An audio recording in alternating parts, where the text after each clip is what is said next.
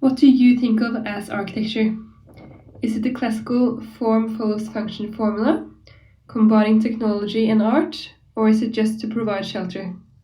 Are you determined to design buildings today that will improve the quality of life for people living in the future? Would your idea of architecture change if this was all you were able to see?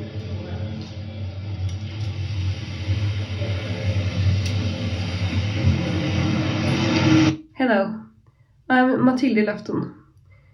I am an architect student halfway through my master's at QT.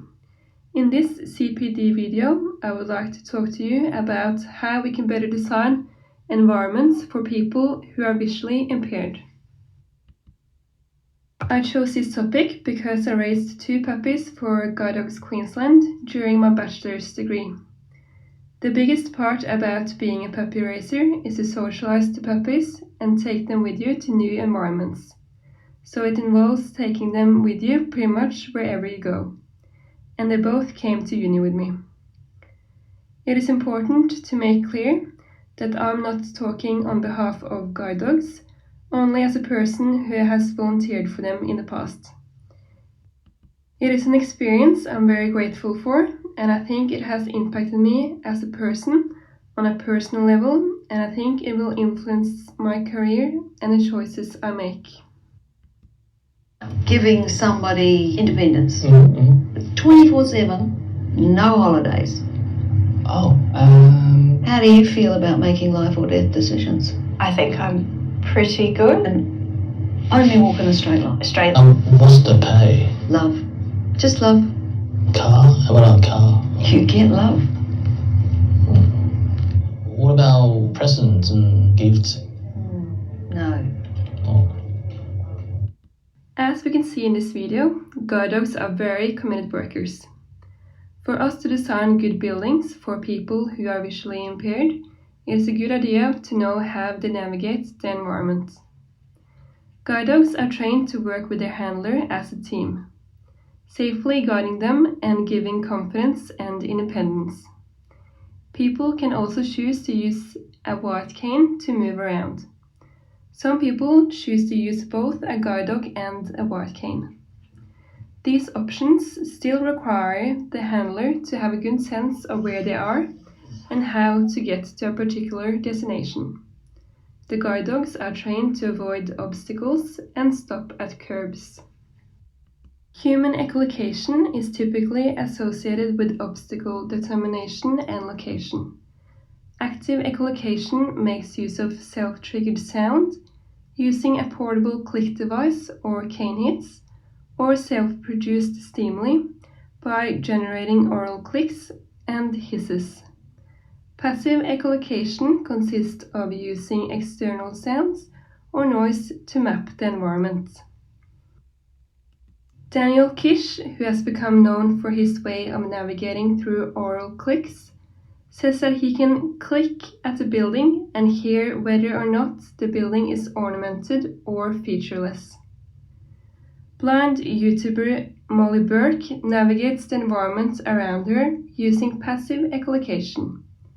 In the following videos, we will see the 2 of them explaining how they navigate.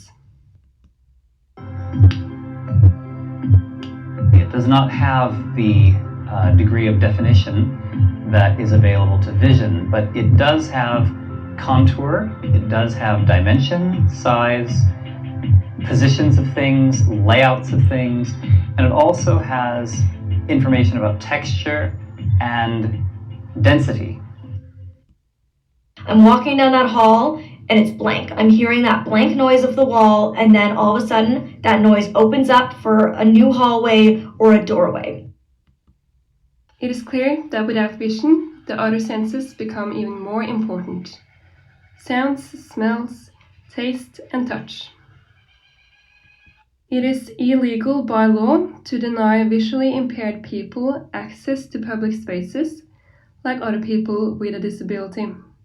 This also means that guide dogs have access by law. This is covered by the Disability Discrimination Act and the Guide, Hearing and Assistance Dog Act.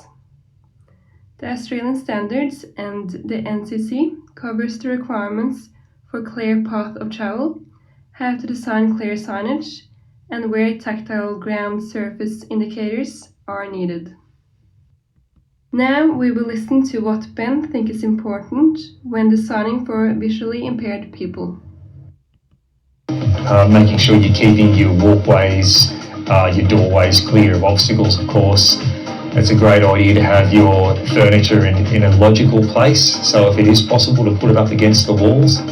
Considering the different colour contrasts, for example, someone with low vision might be able to see a set of stairs much more clearly if they've got a white strip along the edge of them. So once again, this is a nice low-cost thing that you might be able to implement to make your environment much more accessible. Guide Dogs Australia offers access consulting, which can help analyze the space or environment to determine the best options to meet obligations.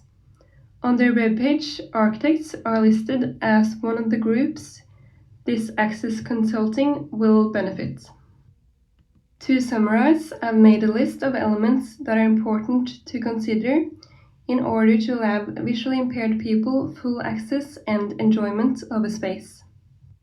Clear path of travel, furniture in a logical place, consider color contrast, clear signage, tactile indicators, consider sensory experience, reach out to the blind community for advice, and consider getting advice from access consultants. Thank you.